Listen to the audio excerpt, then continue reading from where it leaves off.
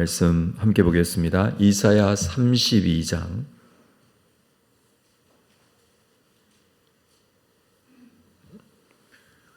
1절부터 8절 말씀입니다. 이사야서 32장 1절에서 8절 말씀을 한 절씩 교독하겠습니다. 보라, 장차 한 왕이 공의로 통치할 것이요 방백들이 정의로 다스릴 것이며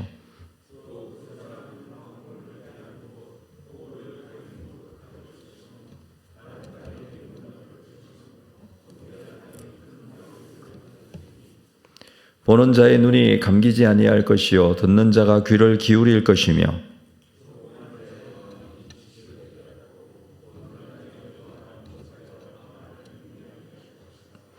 어리석은 자를 다시 존귀하다 부르지 아니하겠고 우둔한 자를 다시 존귀한 자라 말하지 아니하리니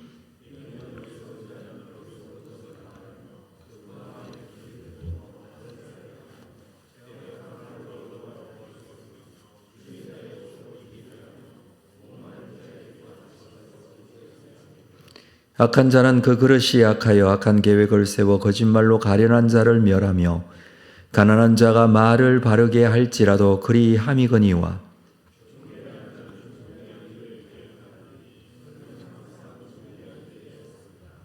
아멘. 이사야서 28장 이후부터는 주로 이스라엘 지도자들의 잘못과 그들에 대한 하나님의 심판의 말씀을 선포해 왔습니다. 그렇다면 이스라엘의 지도자들이 이 모양이라면 누구를 의지하고 누구를 믿어야 하는가라는 질문을 할 수 있습니다. 이스라엘의 가장 근본적인 문제 중에 하나는 바로 이 리더십의 문제였습니다. 능률적이지도 경건하지도 못한 지도자들이 온 나라를 말아먹고 있었던 것이죠. 그래서 오늘 말씀에서 공의로 다스려 주실 왕을 바라보라.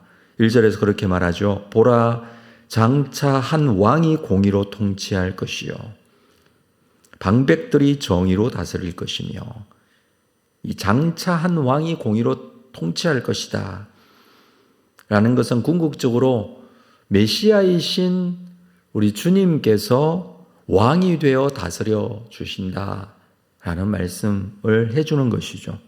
이 왕으로 인해 방백들도 정의로 다스린다 라고 합니다. 왕이 공의로 통치하고 방백들이 정의로 다스리게 될 이 다스림, 완성될 하나님 나라의 그런 모습에 대한 비유로 2절 말씀에서 4가지 정도로 말씀해 줍니다. 첫째는 그 사람은 광풍을 피하는 곳이 될 것이다. 이 광풍이 불 때 피난처가 된다라는 것입니다. 마치 폭풍을 만난 배가 항구에 들어와 험한 파도로부터 보호함을 받는 것과 같이 백성들이 그의 날개 밑에 보호를 받을 것이다. 백성들을 보호하기는커녕 마치 험난한 세상 그 파도에 휩쓸리도록 내버려 두는 그런 지도자, 그런 왕, 그들과 같지 않고 그들과 대조적으로 이렇게 설명을 하는 것이죠. 광풍을 피하는 곳이 될 것이다 라고 합니다. 뿐만 아니라 둘째, 폭우를 가리는 곳 같을 것이다. 광풍뿐만 아니라 폭우도 막아줍니다. 이 광풍을 피해 들어온 선박을 위험에서 구할 뿐만 아니라 필요에 따라서 방파제가 되어주고 그 배의 파괴를 막는 것과 같이 안전하게 할 것이다. 상황은 광풍이 불고 폭우가 내리치는 그런 상황이지만 지키고 보호하고 이걸 이 공의로 다스릴 왕, 정의의 방백들 이들이 이렇게 할 것이다 라고 지금 현재 가지고 있는 이스라엘의 지도자의 문제를 앞으로 완성될 하나님 나라의 비유로 설명을 해주고 있습니다. 뿐만 아니라 셋째는 마른 땅의 냇물 같을 것이라. 메마른 땅 흐르는 이 시냇물 같이 시냇물까지 말라붙어 생기가 전혀 보이지 않는 광야, 이 사막과 같은 곳에 흐르는 생수의 강이 되어준다라는 말씀이죠. 이스라엘 지도자들은 평생 오히려 황무지처럼 말라붙게 했습니다. 새롭게 흐르는 메마른 광야를 적시는 시냇물 같은 이 강팍해진 이스라엘의 마음을 촉촉하게 녹일 것이다 라는 것이 새롭게 공의로운 왕이 되어 통치하실 메시아의 통치를 이렇게 설명합니다. 네 번째 비유는 곤고한 땅에 큰 바위 그늘 같겠다라고 합니다. 리더들은 백성들이 한낮 더위를 피해 찾아드는 이 큰 바위 위의 그늘, 사막과 같은 광야 같은 곳에서 피할 곳이 없는 이 뜨거운 햇볕을 피할 곳이 없는 그런 장소에서 큰 바위가 있으면 그 바위 그늘이 시원한 장소가 됩니다. 피할 곳이 됩니다. 그와 같이 되겠다라는 것입니다. 이 모든 비유들이 모두 현재의 상황, 환경은 너무나 좋지 않고 힘들지만 그것을 피하는 곳이 되고 가리는 곳이 되고 광야의 냇물같이 되고 뿐만 아니라 곤비한 땅에 큰 바위 그늘이 되겠다라고 합니다. 메시아의 통치가 시작되면 이 같은 일이 가능하다라는 것을 말씀해 주죠. 이 세상의 환경이나 삶은 근본적으로 사람이 피할 수도 없고 당하게 되는 곤비한 삶을 거부할 수 없습니다. 그런 상황에 피할 곳이 되어주시고 피난처가 되어주시고 백성들을 우선적으로 생각하는 그런 통치자가 임하게 될 것이다 라고 말합니다. 뿐만 아니라 구체적으로 회복이 일어날 것을 말해주고 있습니다. 자, 3절 말씀에 보면 보는 자의 눈이 감기지 아니할 것이고 듣는 자의 귀를 기울일 것이고 조급한 자의 마음이 지식을 깨닫고 어눌한 자의 혀가 민첩하여 말을 분명히 할 것이다. 네 가지 회복의 역사가 일어날 것이다. 눈과 귀와 마음과 입이 열릴 것을 말합니다. 이것은 그동안 하나님의 진노의 대상이 되어서 눈이 가려졌고 귀가 막혀졌고 마음이 둔하게 되었고 한 그런 상황들에 대한 회복입니다. 이사야 6장 9절에 보면 여호와께서 이렇게 말씀하십니다. 이 백성에게 이르기를 너희는 듣기는 들어도 깨닫지 못할 것이고 보기는 보아도 알지 못하리라 했습니다. 들어도 깨닫지 못하고 보아도 알지 못하고 또는 이 백성의 마음을 둔하게 하며 그들의 귀가 막히고 그들의 눈이 감기게 하라 염려하건대 그들이 눈으로 보고 귀로 듣고 마음으로 깨닫고 다시 돌아와 고침을 받을까 하노라. 하나님의 진노가 임할 때에 이런 어려움들이 있었습니다. 이 어려움들은 오히려 그들의 죄악 때문이었고 이 지도자들의 문제 때문이었습니다. 결과는 볼 수 없고 들을 수 없고 그 마음이 닫혀지는 그런 결과들이었습니다. 그러나 이제 공의의 통치자, 의의 통치자가 통치하게 되는 그 하나님 나라의 모습은 이 모든 것들이 회복될 것이다. 그래서 3절과 4절에서는 눈과 귀, 마음과 입이 열릴 것을 말해주는 것이죠. 어눌한 자의 혀가 민첩하여 말을 분명히 할 것이다 라고 합니다. 모든 것이 정상적으로 돌아오는 것이죠. 눈은 볼 수 있어야 되고 귀는 들을 수 있어야 합니다. 마음 또한 지식이 깨달아져야 합니다. 이런 일들이 일어날 것이다. 이렇게 될 때에 사회적인 가치관도 이제 회복되어집니다. 5절 어리석은 자를 다시 존귀하다 부르지 않겠고 우둔한 자를 다시 존귀한 자라 말하지 아니하리니. 그동안에는 어리석은 자를 존귀한 자라 했습니다. 우둔한 자를 존귀한 자라 말했습니다. 그러나 더 이상 이 어리석은 자 존귀하다 하지 않습니다. 우둔한 자를 그렇게 존귀하다고 말하지 않습니다. 왕의 통치가 바르게 이루어지기 때문에 그렇습니다. 어리석은 자, 우둔한 자가 권력을 가지고 있다고, 재산을 가지고 있다고, 능력이 있다고, 이 세상에 힘이 있다고 세상은 그동안 그 사람을 존귀하다 했습니다. 그러나 바른 통치가 이루어지는 의의 왕, 공의의 왕이 임하게 될 때는 그런 일은 없이 어리석은 자는 어떤 자들입니까? 6절에 이는 어리석은 자는 어리석은 것을 말하며 그 마음에 불의를 품어 간사를 행하며 패역한 말로 여호와를 거스려 줄인 자의 속을 비게 하며 목마른 자에게 마실 것을 없어지게 하는 사람. 그 사람을 7절에서는 악한 자라고 합니다. 그 그릇이 악하여 악한 계획을 세워 거짓말로 가련한 자를 멸하며 가난한 자가 말을 바르게 할지라도 그리함이거니와. 이러한 어리석은 자, 악한 자, 이들이 지도자들이었고 이것으로 인해 이스라엘이 하나님 앞에 올바로 서지 못하게 된 것이죠. 백성들을 올바르게 이끌어야 하고 그들을 하나님께 더 가까이 세워야 할 자들이었습니다. 그럼에도 불구하고 오히려 어리석은 것을 말합니다. 마음에 불의를 품고 있습니다. 간사를 행하고 패역한 말로 여호와를 오히려 거스릅니다. 하나님을 올바르게 믿지 못하는 역할을 이들이 했다라는 것입니다.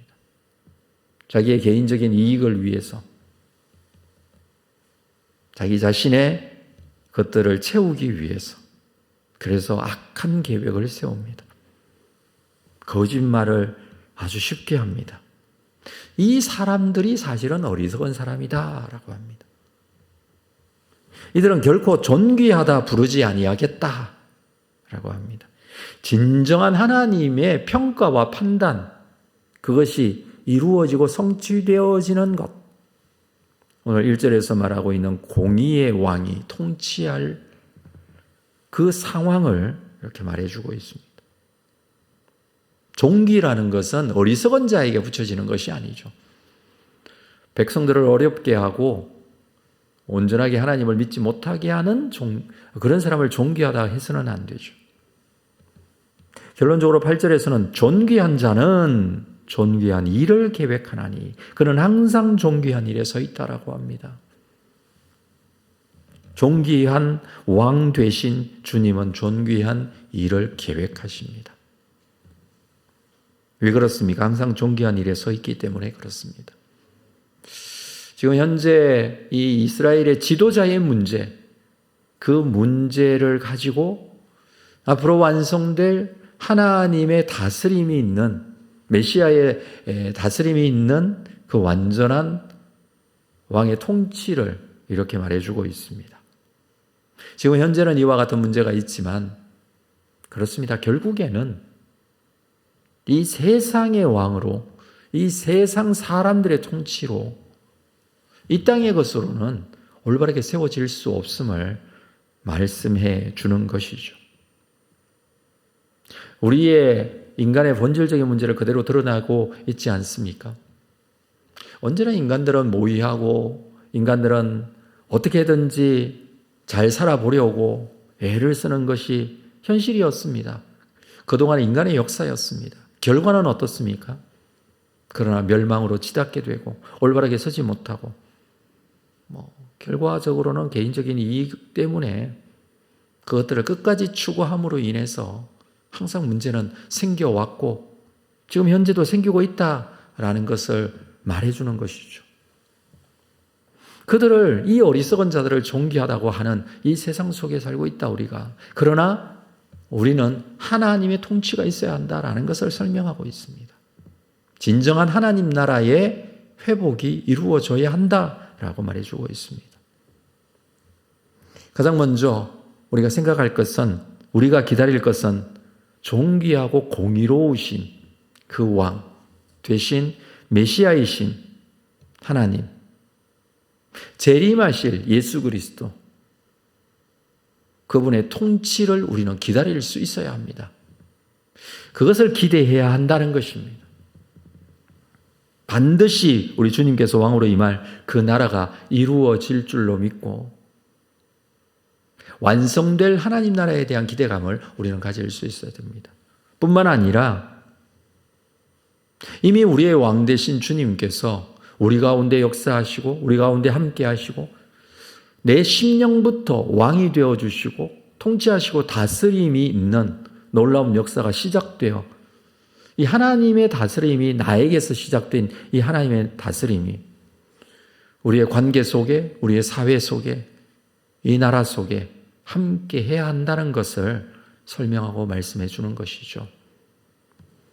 우리가 무엇을 보고 살 것인가 라는 것입니다. 이 세상의 소망을 두거나 인간들의 모의에 인간들의 계획에 소망을 둘 것이 아니라는 것이죠.